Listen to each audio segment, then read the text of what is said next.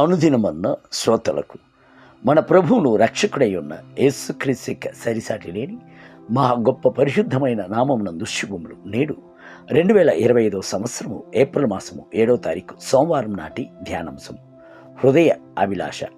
రోమిల్ రాసిన పత్రిక 10వ అధ్యాయము 1వ వచనమునందు, సహోదరులారా, ఇజ్రాయేలీలు రక్షణ పొందవలనని నా హృదయ అభిలాషయు వారి విషయమై నేను దేవునికి చేయు ప్రార్థనయునై ఉన్నది. ఇక్కడ అపోస్తులైన పౌలు యొక్క వాంఛ ఏమిటి అను సంగతిని మనము ఎరిగి ఉన్నాం. ఇజ్రాయేలీలు రక్షణ పొందవలను అనుటియే నా హృదయ అభిలాషయు వారి విషయమై నేను దేవునికి చేయు ప్రార్థనయునై ఉన్నది అని ఆయన చెప్పుచున్నాడు.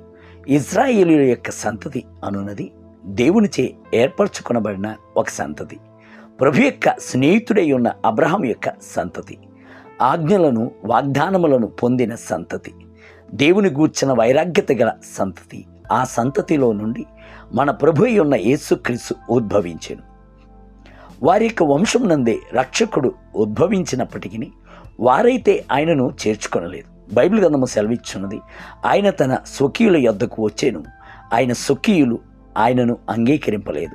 యోహాను సువార్త 1వ అధ్యాయం 11వ వచనం. యూదుల్లో నుండి రక్షణ అన్యజనులైన మనకు వచ్చెను. వారి వద్ద నుండి మనకు లేఖన గ్రంథము దొరికిను. అయితే నేడు వారు యేసును త్రోసివేసిన స్థితి యందు శ్రమల మధ్యలోనూ కలత చెంది నిలబడి ఉన్నారు. అపోస్తలుడైన పౌలు అన్యజనుల కొరకు అపోస్తలుగా ఏర్పరచుకొనబడినందున క్రీస్తును ఎరగని దూరదేశం నందు ఉన్నవారందరి వద్దకు వెళ్ళి ఆయన ప్రభు యొక్క మాటలను ప్రసంగించాను. ప్రభు ఆయన యొక్క హస్తముల యందు బలమైన అద్భుతములను సూచక్రియలను చేశాను. అయితే ఆయన నా జనులు రక్షణ పొందవలెను, ఇజ్రాయేలీలు రక్షణ పొందవలెను అను వాంఛను కలిగి ఉండేది.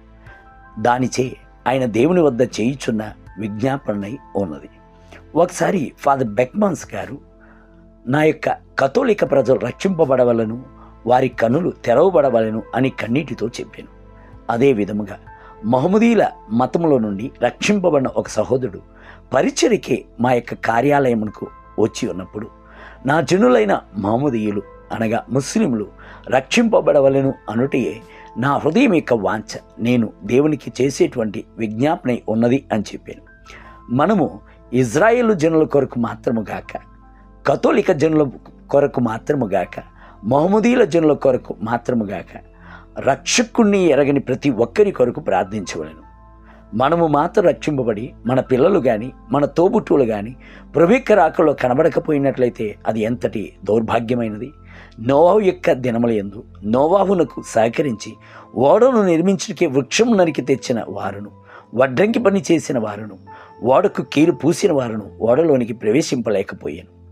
నోవాహు యొక్క హృదయం ఎంతగా బద్దలైపోయి ఉండును. దేవుని బిడ్డలారా, మీరును మీ ఇంటి వారును మాత్రముగాక నేడు మీకు సహాయకరముగా ఉంటున్న అంతమంది రక్షింపబడవలను. నేటి ధ్యానమునకై ఆయన మనుషులందరూ రక్షణ పొంది సత్యమును గూర్చిన అనుభవ జ్ఞానము గలవారే ఉండవలనని ఇచ్చించుచున్నాడు. తిమోతికి రాసిన మొదటి పత్రిక 2వ అధ్యాయము 4వ వచనం. నేటి వేద పఠనము ఉదయము మొదటి సమయలు గ్రంథము 7, 8 మరియు 9 అధ్యాయములు. సాయంత్రం లూకాసు వార్త 9వ అధ్యాయము 18వ వచనం మొదలుకొని 36 వచనములు. ప్రభువు మిమ్ములను దీవించునుగాక. ఆమేన్.